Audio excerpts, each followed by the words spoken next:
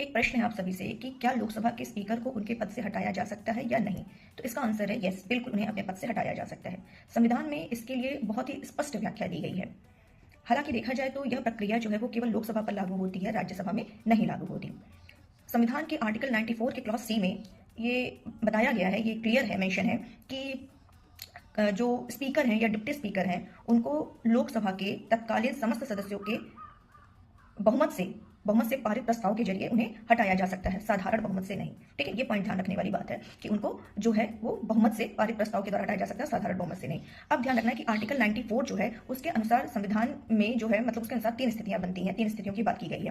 पहला ये है कि यदि स्पीकर लोकसभा का सदस्य नहीं रहता है तो पद स्वतः समाप्त हो जाता है। दूसरी बात क्या है कि वह स्वतः लिखित क्या है इस्तीफा दे दे तो हट सकते हैं। और तीसरा ये है कि सदन जो है बहुमत से प्रस्ताव पारित करके इन्हें हटा सकता है।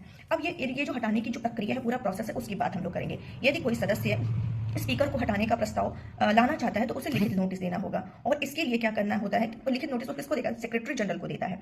ठीक है, और नोटिस 2 या 2 से अधिक सदस्य भी ला सकते हैं, दे सकते हैं, मिलकर दे सकते हैं। लेकिन कम से कम 14 दिन जो है ये नोटिस अनिवार्य होता है। कम से कम 14 दिन ये पहले ये नोटिस देना अनिवार्य होता है। ठीक है, नेक्स्ट क्या है कि प्रस्ताव पर कम से कम 50 सदस्यों का समर्थन आवश्यक है। अगर 50 सदस्यों का समर्थन नहीं होता है तो ये प्रस्ताव समाप्त हो जाता है। लेकिन अगर 50 या उससे अधिक सदस्यों का समर्थन हो जाता है तो क्या होता है, जो उस समय लोकसभा की अध्यक्षता कर रहा होगा या अध्यक्ष जो भी होगा वो क्या करेगा, 10 दिन के भीतर एक चर्चा की तारीख तय करता है। इतना इंपॉर्टेंट है, आपको ध्यान रखना है। नेक्स्ट क्या है कि जो चर्चा के जो सख्त नियम भी डिसाइड किए गए हैं आर्टिकल 200 के क्लॉज ए में, 200 के क्लॉज ए में ये चर्चा के कुछ नियम है कि वो जो चर्चा होती है उसके जो आरोप होंगे वो एकदम स्पष्ट होने चाहिए, सटीक होने चाहिए, व्यंग और मान हानिकारक नहीं होना चाहिए, बातें वहां नहीं होनी चाहिए। और जो आरोप होंगे वो जो चर्चा केवल जो होगी वहां पर वो लिखित आरोपों तक ही सीमित रहती है। ठीक है, नेक्स्ट क्या है कि प्रस्ताव लाने वाले सदस्य को अधिकतम जो है बोलने का जो समय दिया जाता है वो 15 मिनट होता है। ठीक, और चर्चा के दौरान लोकसभा, और एक मोस्ट इंपॉर्टेंट लाइन जो बताने जा रही हूँ कि चर्चा के दौरान जो अध्यक्ष होगा यानी जो स्पीकर होगा वो लोकसभा अध्यक्ष जो होगा वो सांसद के रूप में भाग ले सकता है। लेकिन